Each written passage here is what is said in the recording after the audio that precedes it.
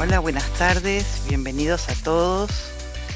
Eh, Les damos la bienvenida a este encuentro.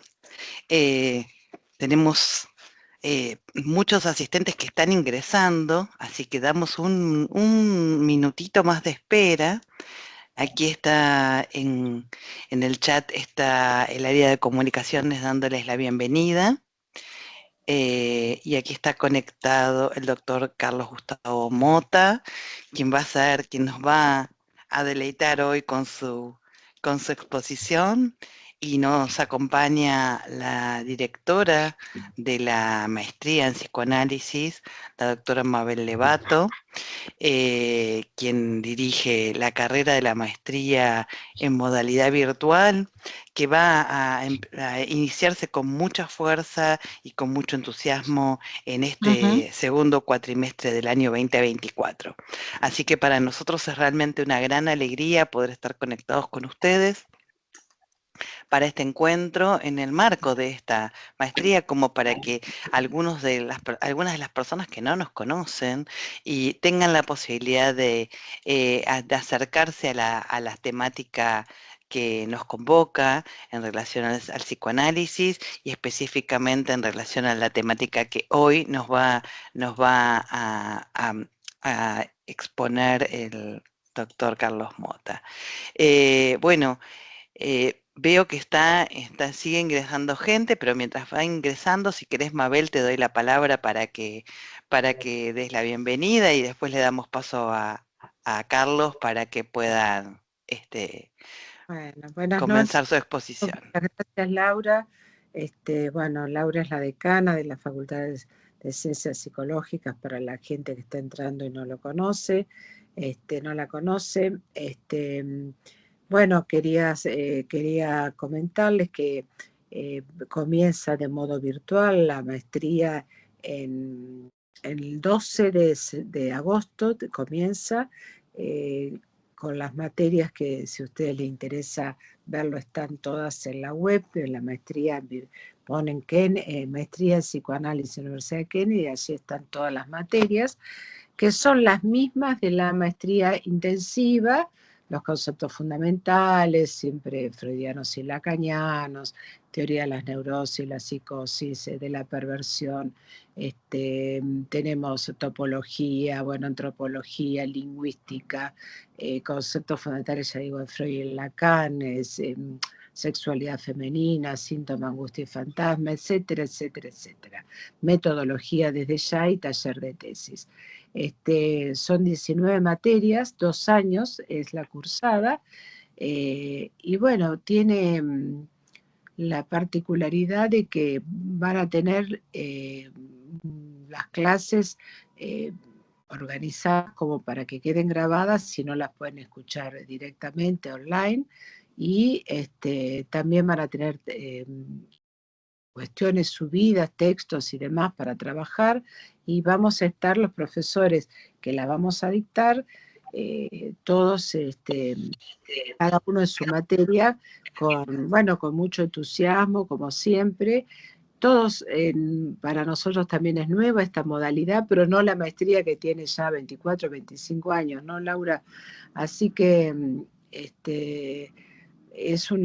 bueno, es casi un festejo esto, en el sentido de que hemos logrado la acreditación de una maestría virtual, y con la rigurosidad que tiene esta maestría, lo cual no quiere decir que seamos malos, sino en el sentido académico. Está muy bien organizada, con excelencia en sus profesores, dos de ellos están acá presentes, la doctora Patricia Huenga de Viedma y el doctor Carlos Mota, que a su vez viene de otra universidad, y tenemos el agrado de contar con él en esta maestría, en 2 materias, ¿no? Carlos, estás, después te doy la palabra. Y bueno, los que Sí, quieran comunicarse y tienen algún interés para saber algo más acerca de la maestría, lo hacen a través de posgrados, admisiones posgrados, ¿no? Laura, admisiones posgrado @kennedy.edu.ar, y si no, lo encuentran en la misma maestría, en psicoanálisis, en la web hay un listado donde ustedes ponen el nombre y bueno, y ahí enseguida se comunican con Ahora les voy ustedes. a poner en el chat el mail de contacto, sí, sí. Y después a ustedes van a tener una entrevista, en este caso conmigo, con alguien del comité, para tener la admisión, porque hay algunos requisitos, mínimo una licenciatura, o bueno, o algo, una carrera universitaria, y se les informa en esa entrevista particular mucho más cuestiones que en este momento estoy dando a conocer. Bueno, yo le daría la palabra acá al doctor Carlos Mota, que para que comience con esta gran charla y muy interesante tema, Carlos. Así que con mucho gusto y te agradezco esta generosidad de haberte ofrecido, como lo hace siempre. Muchas gracias. Bueno, te doy la palabra. Bueno, muchísimas gracias, creo que se escucha bien. Sí, Carlos. Y en principio deseo agradecer a las autoridades de la Universidad Kennedy la posibilidad de esta conversación, especialmente a su decana, Magíster Laura Turner, y a la doctora Mabel Levato, directora de la maestría en psicoanálisis, quienes se han mostrado siempre muy dispuestas a esta propuesta de trabajo. También quiero agradecer a todo el equipo de docentes de la maestría en psicoanálisis y a los colegas y alumnos que hoy nos siguen por este sitio. Bueno, el siguiente escrito que voy a presentar intenta despejar el concepto sobre psicosis ordinaria, una nominación que surge de distintas conversaciones entre psicoanalistas de la Asociación Mundial de Psicoanálisis en las ciudades de Arcachon, Angers y Antibes en Francia. Un seminario dictado por Jacques-Alain Miller sobre el hombre de los lobos parece tener su antecedente de estos mismos encuentros y la publicación Los Inclasificables de la Clínica Psicoanalítica en 1998 conjetura que el término psicosis ordinaria metabolizó de modo colectivo en los psicoanalistas para que este término pueda aplicarse con regularidad. Es en 1998 que Jacques-Alain Miller acuña este término con un interrogante. Dice, ¿tenemos realmente ganas de nuestra elaboración sobre la neopsicosis? No me gusta para nada ese término, y sí digo, hablemos de una psicosis ordinaria. Esta es una cita de Miller del año 1998. Y es un punto de vista que señala una continuidad donde psicosis y neurosis resultan dos cuestiones estructurales diferentes de una misma dificultad en el campo del sujeto, por lo que la psicosis ordinaria es una noción engendrada para producir diferentes resonancias y no resulta un concepto forjado y acabado. No hay una dirección a priori, ni una definición precisa, ni una imitación posible que se ocupe de la psicosis ordinaria en la dirección de un tratamiento. Fines del siglo XX, principios del siglo XXI, el término psicosis ordinaria constituye una clínica de los tiempos que corren, una clínica donde está presente la declinación del nombre del Padre, los cuestionamientos siempre presentes del complejo de Edipo o las lógicas de la castración puestas en cuestión por el discurso trans, reivindicaciones teóricas de cualquier índole en ciertos detractores del psicoanálisis que continúan diciendo desde hace tiempo que es una técnica antigua, a pesar que el psicoanálisis siempre sale fortalecido de ellas. ¿Podemos aún confundir antiguo con clásico? Lo clásico, lo nuevo, no resulta un binarismo facilista, sino que permite reinventar el pensamiento de Freud, donde su visión ha sido el andamiaje de una sólida construcción verificada en la clínica misma. ¿Qué paciente, no? Como pregunta, ¿qué paciente tenemos frente a nosotros? Siempre ha sido el interrogante que se confronta en la clínica diferencial a lo largo de la enseñanza del psicoanálisis para Freud. La psicosis presentaba una ocupación narcisista con su pensamiento desdeñado por completo el mundo externo, incluido a la figura del analista, resultando de este modo analizable.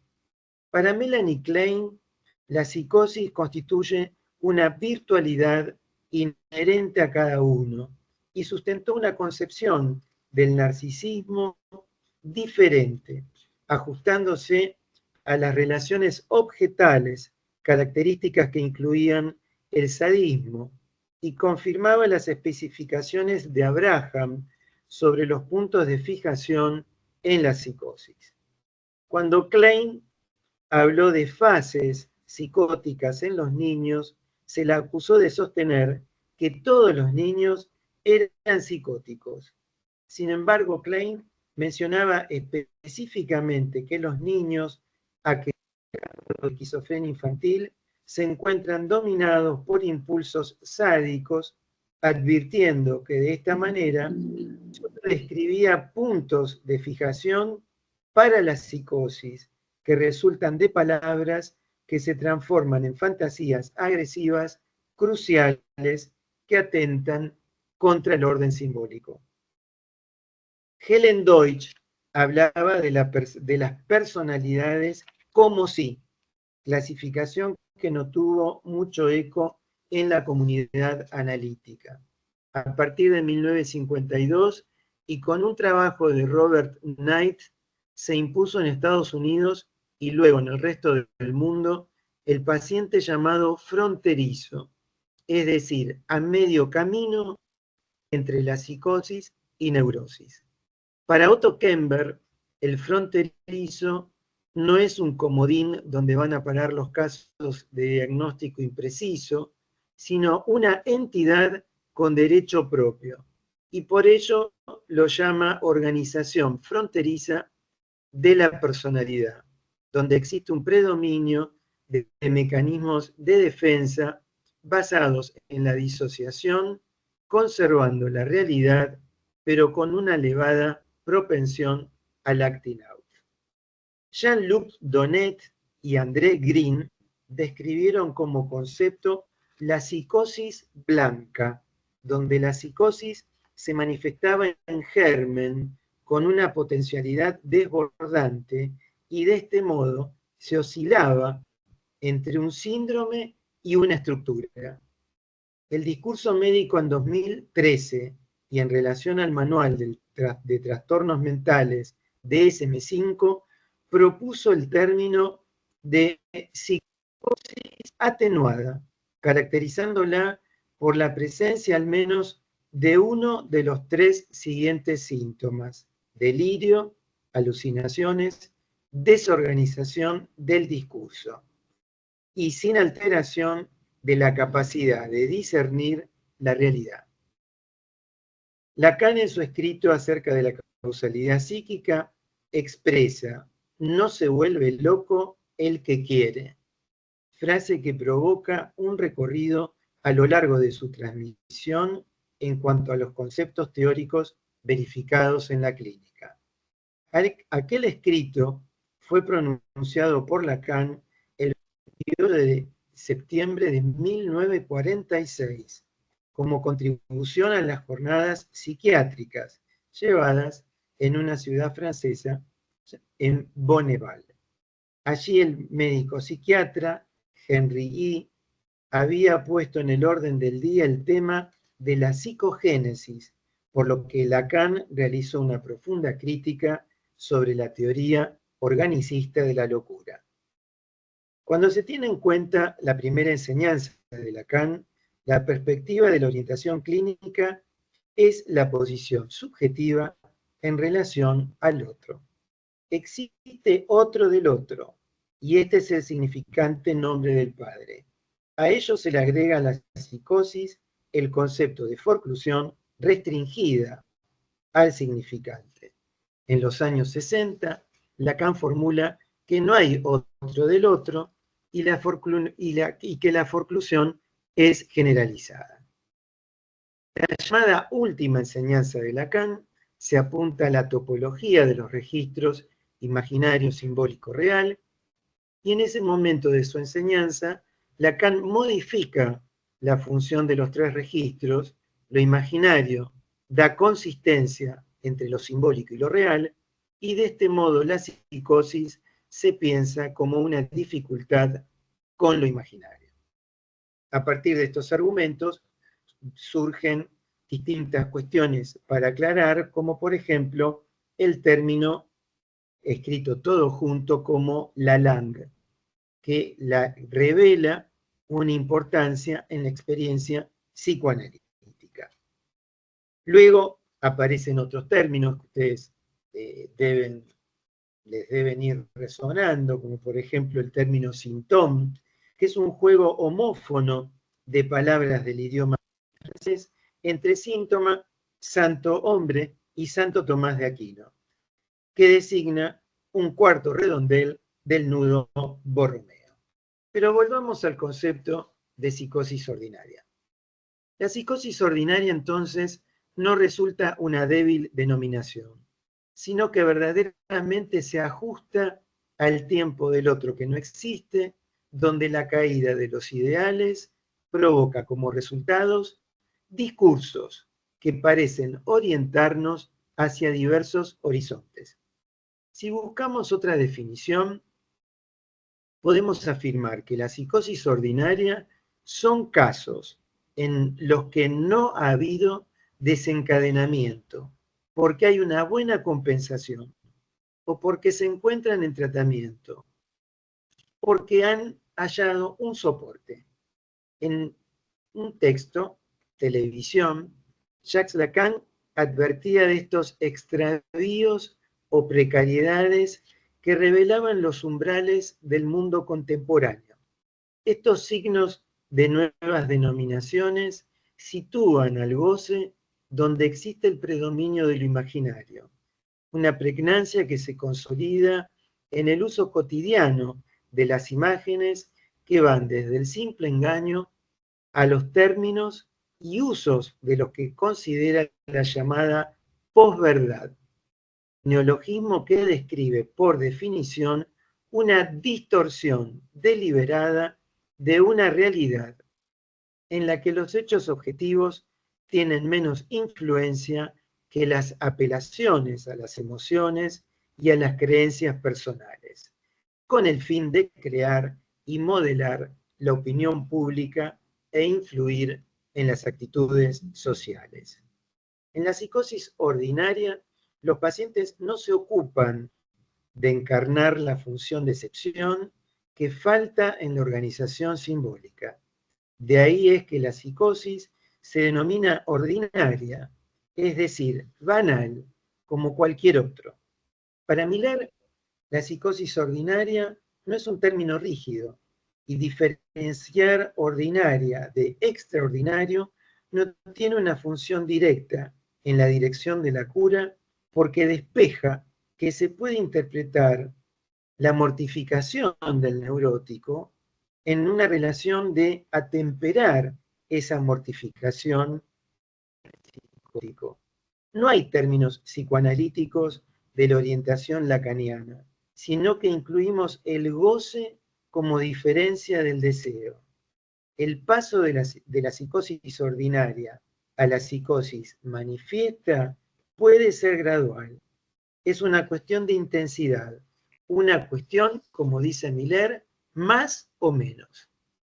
Pero por su parte, en un libro de reciente aparición, hace 2 meses, más o menos, que se llama Psicosis Ordinaria, Colette Soler afirma que la psicosis ordinaria describe individuos que están adaptados a la sociedad en la cual viven es decir, que se adaptan a la demanda del otro. Ella dice que se encuentran apalabrados por el discurso que domina su espacio social. Y justamente a partir de la aparición de un agujero en el discurso, hay una situación que comienza a ser visible. Sabemos entonces que en la psicosis extraordinaria, los síntomas patognomónicos son los llamados fenómenos elementales. Mirada, voz y lo inefable del discurso resultan indicadores para un diagnóstico diferencial. Son signos que testimonian una falta y una falla en la estructura subjetiva, donde el lazo social siempre se mantiene cuestionado, a diferencia de la psicosis ordinaria, donde el sujeto puede ser capaz de afirmarse en el lazo social, no sin alguna otra dificultad.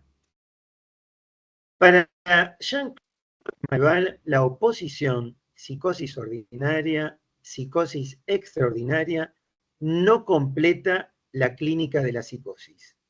No lo cubre con rigor.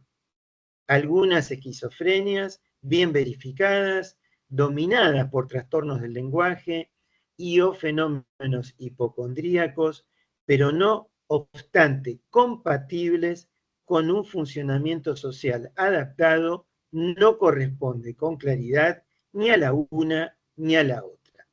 Para Maleval, la psicosis ordinaria se caracteriza por un anudamiento precario y también muy cambiante, una especie de alternancia entre compensaciones y descompensaciones, que con frecuencia tiende a deshacerse.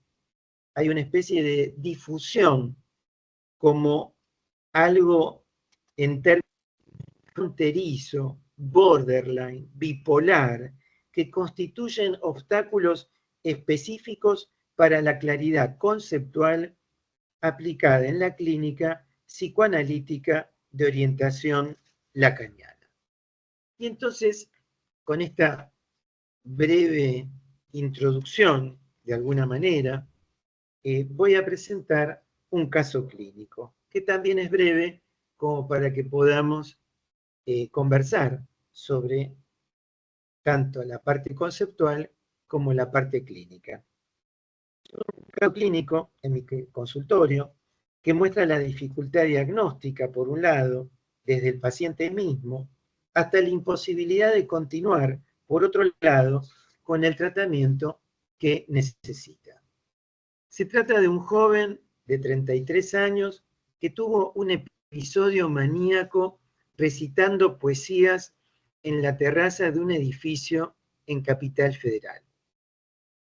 Casi desnudo. Por cada recitado arrojaba un papel al vacío.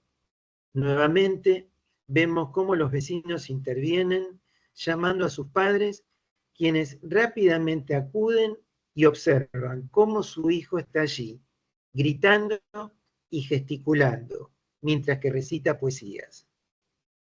Muy asustados, llaman a la obra social, que envía a una ambulancia especializada. Los profesionales allí contienen a este paciente que voy a llamar Sebastián por cuestiones de anonimato. Los profesionales allí contienen a Sebastián y recomiendan una internación que los padres inmediatamente niegan. Estabilizado por la medicación recibida, los padres de Sebastián prefieren llevar a su hijo en la ciudad donde viven, en la provincia de Buenos Aires. Toda la situación descrita ocurre en pandemia y así de este modo, una vez derivado, comienzo a atenderlo de modo virtual. En la primera entrevista, Sebastián me dice que él es bipolar y me da ese diagnóstico de entrada para ayudarme y para hacer las cosas más rápidas. Le pregunto qué cosas más rápidas vamos a hacer y si es importante saber de entrada su diagnóstico. Le digo que me gustaría que me cuente su historia. Sorprendido por mi respuesta, no hace más que contarme qué le pasa. Y lo hace con diferentes variantes discursivas a lo largo de un mes. El episodio reiterado está en relación a un fracaso escolar que provoca que lo cambien de escuela. Y ahí fundamenta su problema. Un problema que parte desde la secundaria. La resonancia de su decir están en función a un desencuentro que tiene con una compañera donde él intenta seducir y ella le responde con franca indiferencia. Ese desengaño lo lleva a una intensa frustración y a una reacción violenta en clase donde lo suspenden y el director aconseja un cambio de escuela. Los padres aceptan sin profundizar demasiado en aquella decisión y a partir de ese momento la conducta de Sebastián comienza y resulta ser errática, dificultosa, con el mismo dicho de los padres. No sabíamos qué le ocurría. Sus padres, ambos profesionales, regulan sus determinaciones a partir de la figura del padre de la madre, el abuelo de Sebastián, un psicoanalista que se dedica a grupos terapéuticos, quien le aconseja a Sebastián que realice una estancia en el famoso y mediático trabajo Arte de Vivir. Peor el remedio que la enfermedad, allí Sebastián se hace amigo de varios integrantes. Pero un día, cuando deben construir una tarea grupal, decide decirle a un compañero que gusta de él. Un compañero que no tiene sus elecciones sexuales. Todo mal nuevamente para Sebastián, porque nuevamente se siente rechazado. Lo anecdótico del caso no provoca nada, sino es en cambio ver hacia dónde se dirige la historia del sujeto en el campo del otro para determinar de esta manera su posición subjetiva. Los analistas en serie que eligieron los padres de Sebastián e incluso su abuelo, se la pasaban confirmándole a Sebastián que él era bipolar. Y detrás de este diagnóstico, él mismo pronosticaba a partir de las consultas continuas que él hacía al doctor Google, cuál iba a ser su destino. La oposición diagnóstico bipolar versus dejemos el tipo clínico de lado, permite continuar estabilizando el decir de Sebastián y fundamentalmente en un saber hacer para que de este modo pueda asumir lo que le molesta, lo que causa síntoma, lo que lo desequilibra, lo que lo enferma.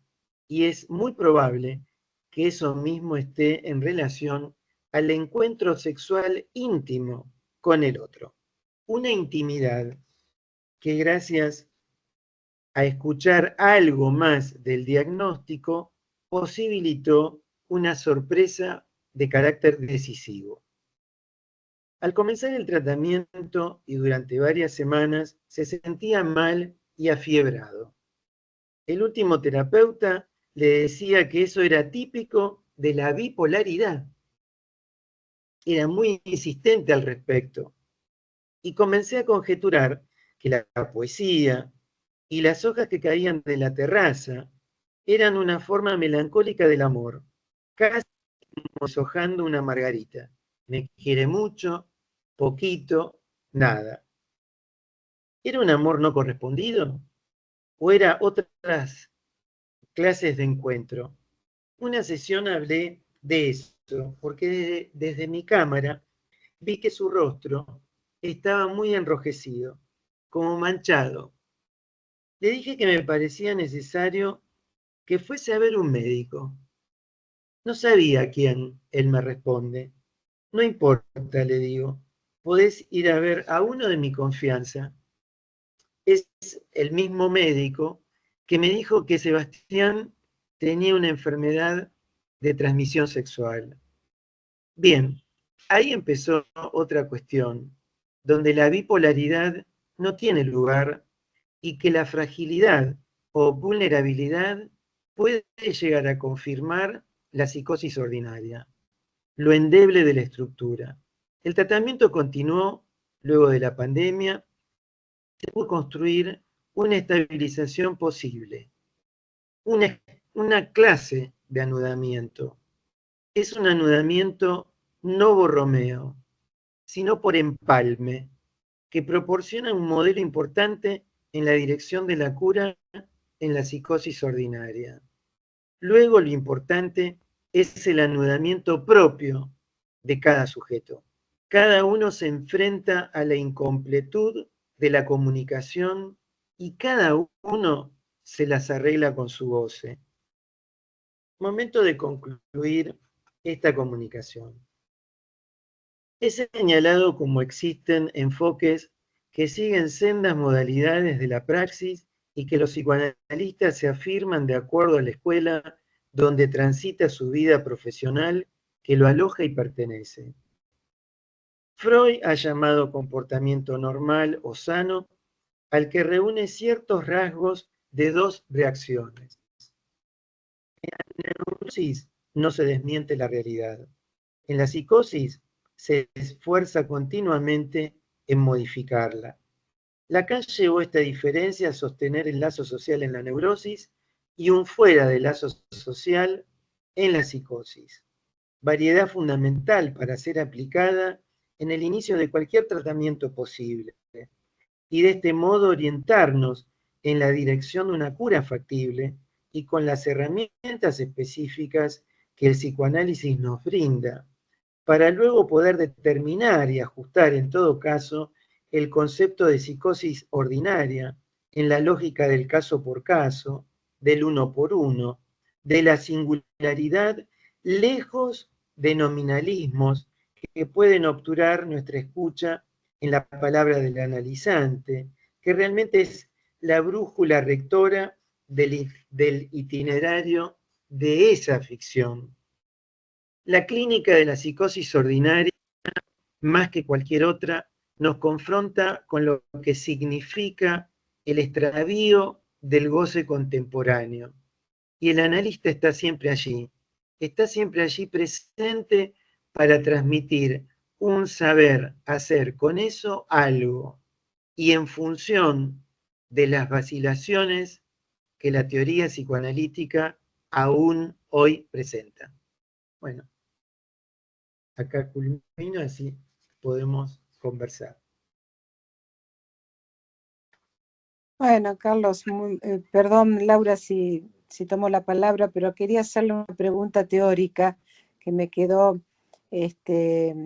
me pareció muy interesante todo lo que planteás, muchas gracias, muy, muy, muy bien puntuado, bueno, muy claramente en ese sentido. Pero si vos podrías describir por ahí para personas que todavía no han cursado algunas materias o no entienden, ¿qué sería un anudamiento por empalme y no por los nudos Borromeo? A ver si podés hacer esa diferencia, que me parece que sería casi hacer la diferencia entre esto inclasificable, porque eso me gusta ese término a mí, porque justamente nos diferencia de los DSM 4, 5 y todos los títulos que le ponen a los pacientes, y la neurosis, ¿no? Me parece interesante eso ¿qué querés decir por empalme? ¿Entendés? Si me lo podés explicar. Sí, claro, es muy interesante aparte utilizar esa expresión, empalme, ¿no? Porque nos deja en un lugar un poco más ajustado a la cuestión esta de el nudo Borromeo, el cuarto nudo, ¿no es cierto? Y el empalme es la posibilidad de alguna forma anudar esos registros que de alguna manera están ubicados de manera disgregada, por decirlo así, ¿no? Una mayor consistencia del imaginario, una fragilidad o una debilidad en lo simbólico, una presencia, una emergencia de lo real. Entonces el empalme habla como una especie de confluencia, una especie de ensamble con algo que sería la invención del sujeto, digamos, ese poder saber hacer algo con eso que de alguna manera aparecía, en este caso, el de Sebastián es bastante, digamos, el arrojar, digamos, las hojas de poesía o, digamos, que la poesía lo comience a representar a él, ¿no es cierto? Y entonces ahí podríamos ubicar una especie de empalme en escritura, que de hecho fue lo que sucedió, comenzó a asistir a talleres de literatura, a talleres de escritura, y después comenzó a alargarse él mismo con talleres de poesía que se criticaban, no le gustaba, pero en vez de arrojarlas, las empezaba a corregir. Muy bien, ¿No? claro, ahora Decir, que queda claro. en ese sentido me refiero al empalme, ¿no? Muy interesante cómo lo planteas, porque yo pensaba, ¿no? Siguiendo a Freud y a Lacan, que si lo imaginario triunfa, finalmente aparece la alucinación en la psicosis, ¿no? Claro, Y no hay empalme, ahí avanzó. no, Claro, el no, empalme sería darle alguna vuelta dentro del orden de la suplencia, en el sentido de poder casi sintomatizarlo, este paciente aún siendo exactamente, porque una aparte psicosis ahí, cuando extraordinaria. él está, digamos, como en esa crisis de estar desnudo en la terraza Claro, arrojando, ¿no es cierto? Digamos, esto que arrojaba, ¿qué arrojaba? Arrojaba la hoja de papel, claro, arrojaba la letra, se arrojaba a él, exacto. digamos, o sea, Sí, el sí. modo de encontrar en ese acto una metáfora Metáforas, propia para el analista en este caso, claro, muy bien. que le permite una dirección hacia la cura, Excelente, ¿no? excelente tu intervención. Ahí ves ahí cómo el analista puede desorientar o orientar una cura, ¿no? Exactamente, y aparte no que tampoco llegar a confundirse con esto que aparecía con este significante bipolar, ¿no? Vos, Carlos, dirías que cuando Lacan habla de psicosis ordinaria, antes de eso eran las prepsicosis, ¿podés llamarlo así? ¿O hay Bueno, alguna diferencia? Lacan no hablaba de psicosis ordinaria, ¿no No, es ya cierto? sé. Me O sea, refiero el que antes habla, del Miller, ¿no? y antes él habla de prepsicosis, Claro. él habla de O prepsicosis, sea, digamos, prepsicosis pero para los también que es están... cierto que, Sí. discúlpame que te interrumpa, ¿no? No, no, Digamos, pero también es cierto que este término de la psicosis ordinaria pertenece al acervo de orientación lacaniana. Nosotros hablamos esto en algún otro lugar, no sé si nos entiende alguien, digamos, el punto de no, la psicosis no. ordinaria, ¿no?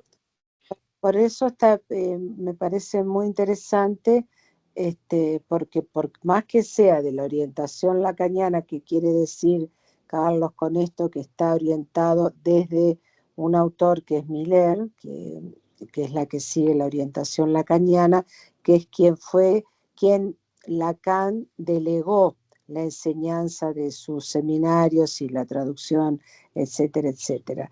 En ese sentido, podemos citarlo como uno de los autores que puede tener la autoridad para darle un nombre nuevo a lo que está pasando en la época. Lo que quiero aclarar es que en esta maestría hay orientaciones de todas las escuelas, no solamente Claro. sea de Miller, sino de Lacan directamente, de Freud, vienen de distintos lugares para que no sea una extensión de una escuela, ¿no? Que quede claro Sí, muy que bien eso que Miller decís, porque por eso está muy acertado, porque está, digamos, por eso la cito a Colette Soler, ¿no es cierto? Porque Colette claro, Soler es otra autora que a veces, quizás por alguna rencilla que ha tenido con Miller, no se se la la dejo de lado. considera y es una gran autora, es una gran psicoanalista que aporta y tiene también voz propia. Entonces yo Claro, creo claro. que en esta maestría, digamos, lo que se muestra es la voz propia de los psicoanalistas y Exacto, no cada de uno una que puede tomar la determinada pauta. orientación. Claro, y hay de distintas orientaciones, eso es muy Claro, válido, lo cual no quiere decir que cada uno diga lo que se le ocurre, ¿no? claro. Sino siempre orientado desde un programa, con mucha fundamentación teórica y mucha experiencia en cada uno. Así que, bueno, me resulta muy interesante.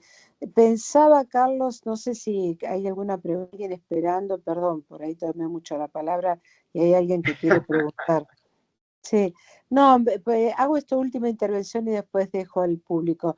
Se me ocurría, viste que yo trabajé muchos años en la dirección del TIA, en el Departamento de Toxicomanía y Alcoholismo en la escuela, y bueno, vos sabés la famosa frase de Lacan cuando habla de que el toxicómano rompe, con ese lazo al otro de alguna manera a través de el hace pipí, ¿no? Él se refiere al Sí, hace con su pipí por Vivi Masher, Juanito, digamos. ¿cómo?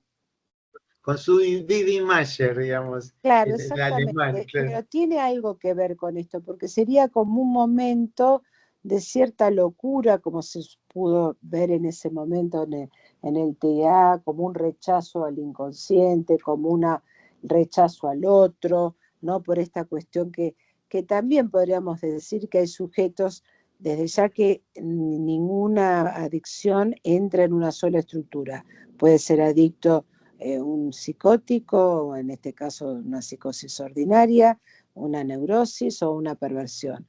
Pero sí se hace una ruptura con ese matrimonio con el ACPP. O sea, hay una ruptura que hay que volver a empalmarla, no me acuerdo cómo era la palabra que utilizaste vos, Sí, el empalme, digamos. el empalme. Me parece muy interesante eso, ¿no? Que también ahí nosotros hacemos el trabajo de empalme con alguna frase que lo ayude a salirse del adicto o exadicto, ¿no? Que yo me acuerdo siempre de un caso que trato de contarlo porque fue muy, muy claro, que una paciente que era adicta a casi todo, podríamos decir, en realidad un día lo dice claramente que ella cuando consumía le agarraba la loca. Y yo le pregunto, ¿quién es la loca?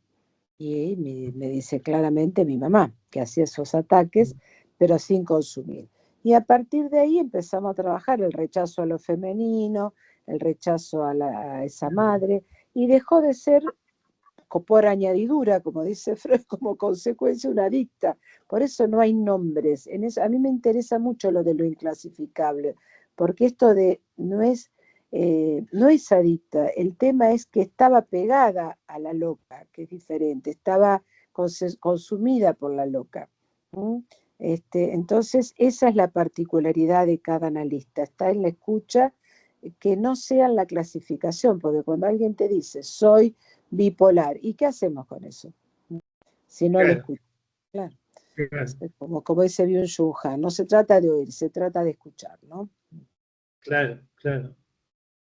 Bueno, muchas gracias. perdón si me tomé mucho la palabra, pero No, por favor. quería Al continuar. contrario. ¿Hay alguien que quiera participar? Bueno, el tema es muy interesante, por ahí cuesta preguntar, pero yo creo que lo interesante que vos mostraste que hay una clínica más allá de las divisiones psicosis, neurosis y perversiones, ¿no? Y que esto va a ser trabajado, seguramente vos tenés una materia que es teoría de las perversiones, podés incluso tomar este tema también ahí, y va a ser tomado seguramente en teoría de la psicosis. ¿Y por qué no en teoría de las neurosis, ¿no? O sea ahí veo que la mano. Patricia. Sí, la mano de Patricia. Justamente sí. iba a decir lo mismo, Carlos, gracias. Sí. ¿Qué tal? Buenas tardes. ¿Qué tal, Bueno, felicitaciones, Carlos, impecable la exposición, y dentro de todos los puntos de acierto y de pertinencia de tu exposición, a mí me parece que hay algunos que son importantísimos como para que quienes están incluyéndose en el cursado de la maestría o pensando en incluirse, puedan tener en cuenta como horizonte, que es justamente este goce de la época que de alguna manera vos planteás, y con el que, bueno, el psicoanálisis hoy y los psicoanalistas hoy debemos intentar hacer consistir una transferencia, donde se ubique algún significante de la transferencia, porque en realidad esas palabras, estas palabras escritas a fuego que tienen que ver con estos diagnósticos que terriblemente, yo escuchaba con atención tu ponencia y pensaba que muchísimas veces, lamentablemente, aparecen bajo el cuño del psicoanalista tal hizo este diagnóstico, ¿no?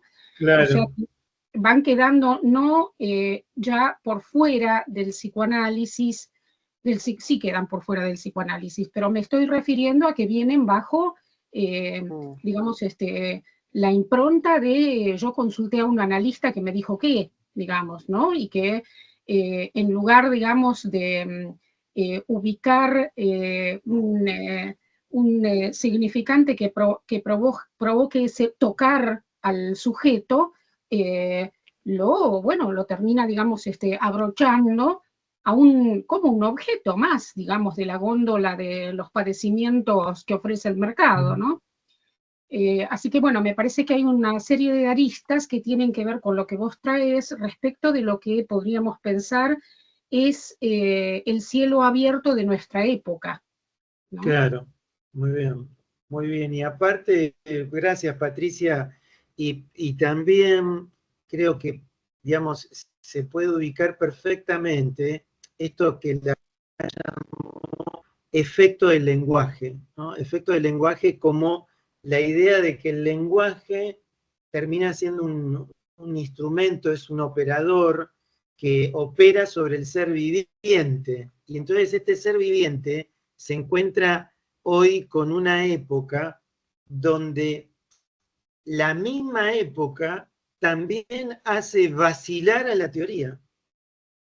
Digamos, a mí me parece que lo interesante es ver cómo la teoría también se va desajustando y ajustando a la época que nos toca vivir, ¿no?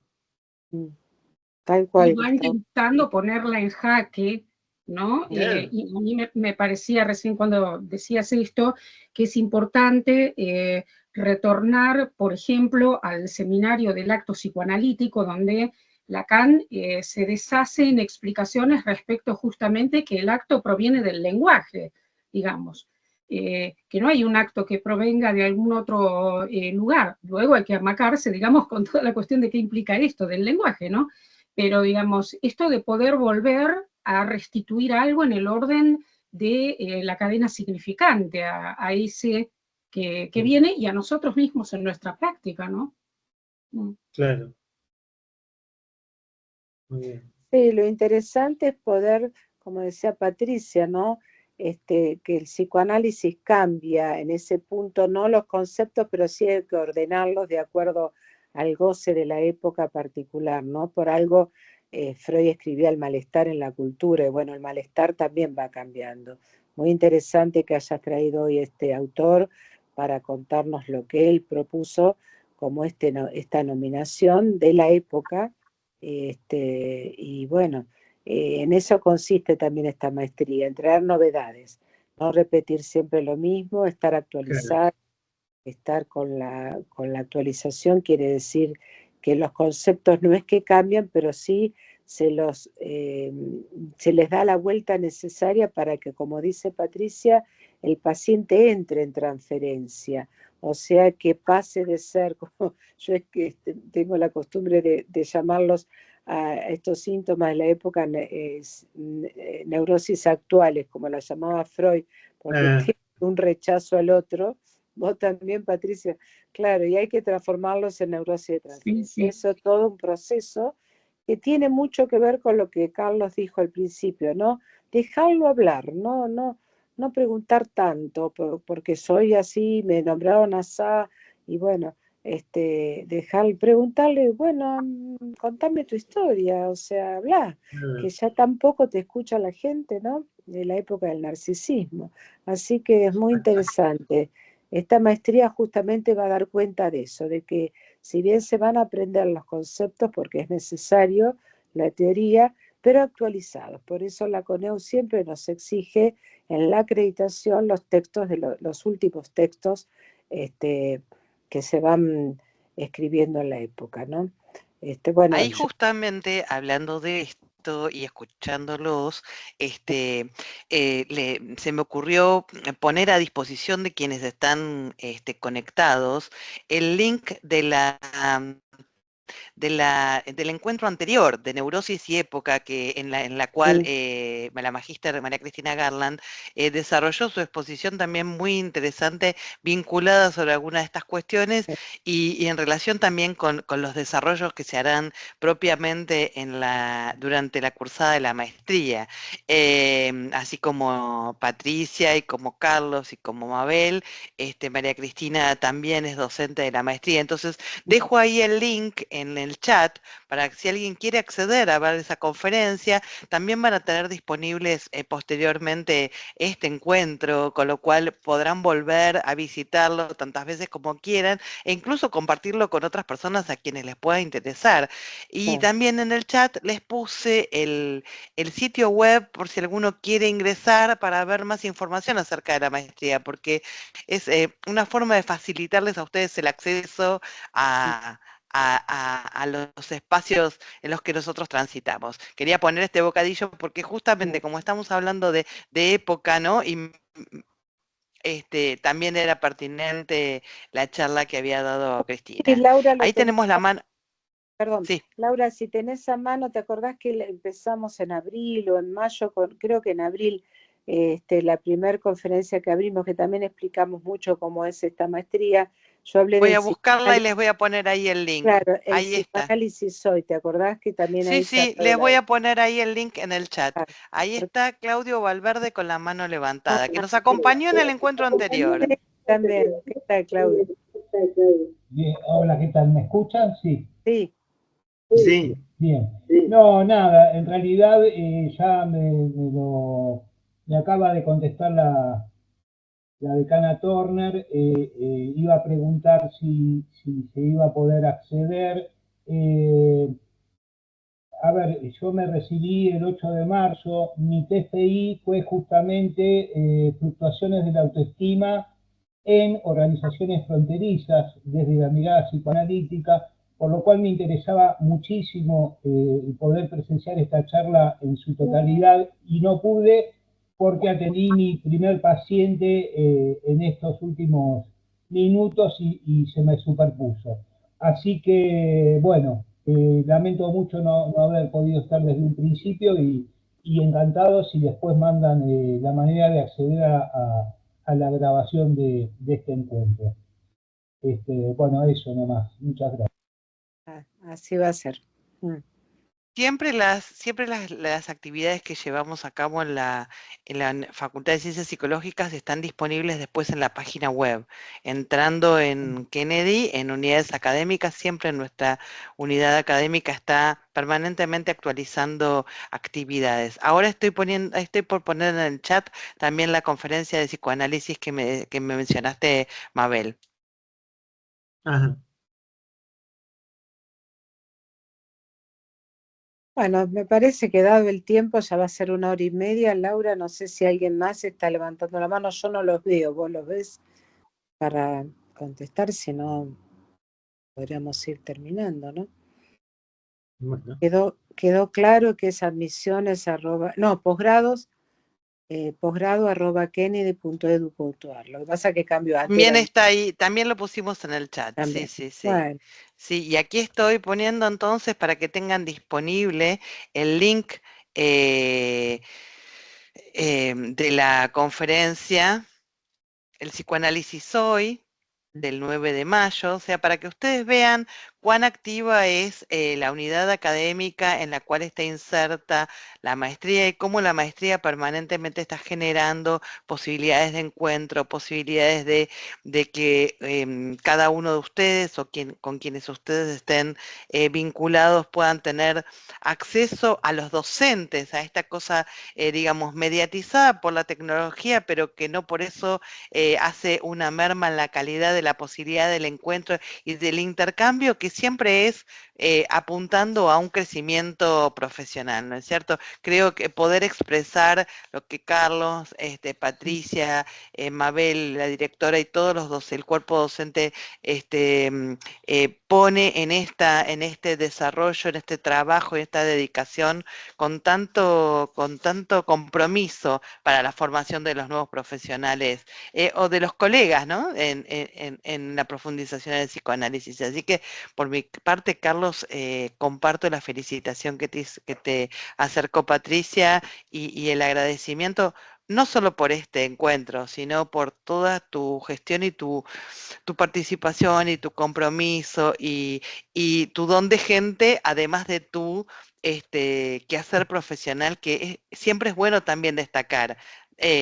No solo, digamos, somos los profesionales que somos, pero también somos las personas que somos en muchas dimensiones. Así que no es muy psicoanalítico lo que digo, porque yo, como no soy psicoanalista, puedo salirme del marco psicoanalítico para agradecer simplemente estas cuestiones. Así que, No, pero gracias, aparte Carlos. es muy grato también, es muy grato poder escucharlo también, no hace falta ser psicoanalista, porque antes de persona, ¿viste? O sea que me agrada mucho escucharlo y sobre todo con este reconocimiento, y quiero nuevamente volver a saludarte a vos y a Mabel, que son dos personas fabulosas que hacen que puedan llevar a cabo todo esto adelante.